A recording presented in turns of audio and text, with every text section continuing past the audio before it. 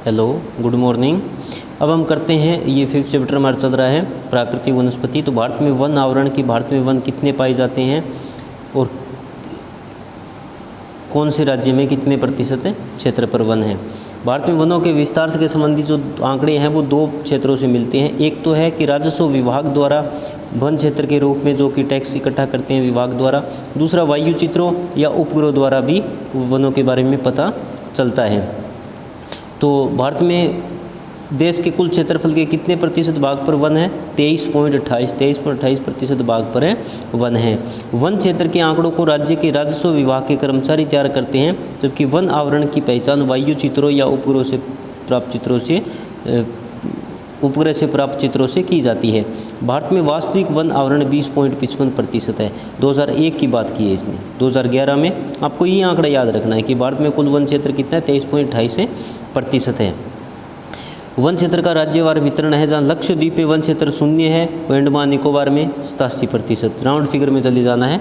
10% से कम वाले क्षेत्र कौन से हैं? सभी राज्यों के जितने भी राज्य उनके नाम हैं आपको याद करने। यहाँ पर वन बहुत है, कम है। तमिलनाडु और पश्चिम बंगाल में उन राज्यों में से है जहाँ 10 से 20% वन पाए जाते हैं। उसके बाद में आप ये चौथा पॉइंट छोड़ देना, पाँचवां कर लेना। उत्तर पूर्वी राज्यों में 30% से अधिक भूमि पर वन है, क्योंकि वहाँ पर वर्षा अधिक होती है। वन आवरण का राज्यवार वितरण आप इसमें से रहने दो, आप ये मत करना क्योंकि आपको इतना अधिक याद नहीं होगा। उसमें से आप फिर आपको क्या करना है कि अधिक वन सहकेंद्रण वाले क्षेत्र या अधिक वन वाले क्षेत्र, अधिक वन वाले प्रदेश या अधिक वन वाले क्षेत्र, जैसे भी आपको ठीक लगे, इन प्रदेशों में 40% से अधिक वन आवरण वाले राज्य हैं। जैसे कि असम के अतिरिक्त पूर्वी राज्य, असम नहीं है इसमें, असम के अतिरिक्त पूर्वी राज्य इसमें शामिल हैं। जलवायु के अनुकूल दशाएं मुख्य रूप से वर्षा और तापमान अधिक वनावरण होने का मुख्य कारण है। अब इसमें राज्य बताने हैं आपको: अंडमान निकोबार, मिजोरम, नागालैंड, अरुणाचल प्रदेश, मणिपुर, मेघालय, त्रिपुरा, सिक्किम, दादर नगर हवेली। राज्यों के नाम बताने हैं आपको। मध्यम वन सहकेंद्रण वाले क्षेत्र, इसी प्रकार इसमें भी आपको निशान लगा दिया है। इसके बाद आपको इसमें 2-3 राज्य बताने हैं। कम वन सहकेंद्रण वाले क्षेत्र, जिसमें 10 से 20% भाग पर वन पाए जाते हैं, इसमें भी आपको राज्य बताने हैं। फिर है अति कम, जहाँ पर 10% से कम वन क्षेत्र है, इसमें फिर आपको भारत के राज्य बताने हैं। तो 4 भागों में इसको बांटना है।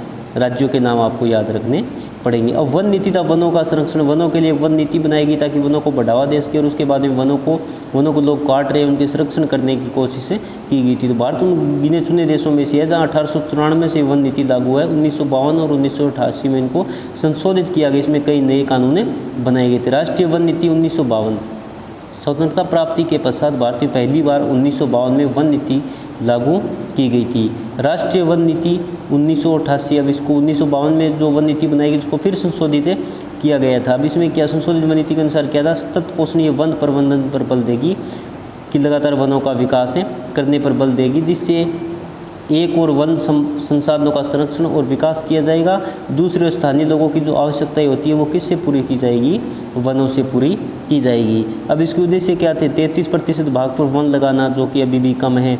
पर्यावरण में संतुलन बनाए रखना, पारिस्थितिकी असंतुलित क्षेत्रों में लगाना। पारिस्थितिकी असंतुलित क्या होते हैं कि वहाँ पर पेड़ पौधे और जानवरों का संरक्षण करना, ताकि दोनों का संतुलन बना रहे। देश की प्राकृतिक धरोहर जैव विविधता तथा आनुवंशिक पुल का संरक्षण करना। प्राकृतिक धरोहर यानी कि पेड़ पौधों, जैव विविधता जो वहाँ पर जीव जंतु पाए जाते हैं, आनुवंशिक पुल कि उनके जो जीन है वो नष्ट ना हो, उनका संरक्षण करना, बचा कर रखना। मृदा अपरदन और मरुस्थलीकरण को रोकना, बाढ़ व सूखा नियंत्रण, ये सभी किसके कारण संभव हो पाएगा? जब वनों का संरक्षण करेंगे। निम्नीकृत भूमि पर सामाजिक वानिकी और वनारोपण द्वारा वन का विस्तार करना है। जो भूमि अपरदन होता है जिस भूमि का, वो निम्नीकृत भूमि के अंतर्गत आती है। या भूमि की उत्पादकता कम हो गई हो, बंजर हो गई हो। वनों की उत्पादकता बढ़ाकर वनों पर निर्भर ग्रामीण जनजातियों को इमारती लकड़ी, ईंधन, चारा, भोजन उपलब्ध करवाना, और लकड़ी के स्थान पर अन्य वस्तुओं को प्रयोग में लाना, जिससे कि वनों को बचाया जा सके। उसके बाद में सामाजिक वानिकी। सामाजिक वानिकी शब्द का सर्वप्रथम प्रयोग किसने किया था? वन वैज्ञानिक वेस्टोवी ने किया था। हमें याद रखना है ये।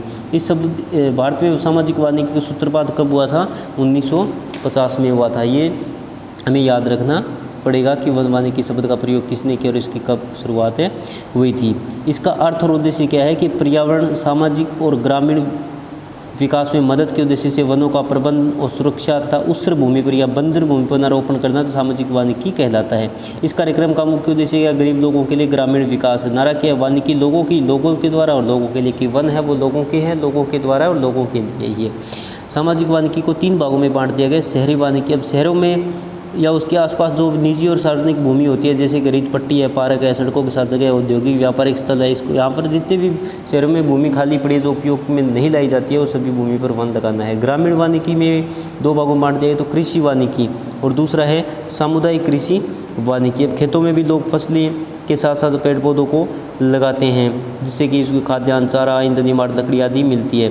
समुदाय वानिकी में सार्वजनिक भूमि, जो गांव में भूमि पड़ी होती है, जैसे कि गांव में पशु चराने के लिए जो गांव चरागाह होती है, मंदिर है, सड़कें दोनों ओर है, नहर के किनारे है, रेल की पटरी है, विद्यालय में इसमें पेड़ लगाना है, वो सामुदायिक वानिकी के अंतर्गत आता है।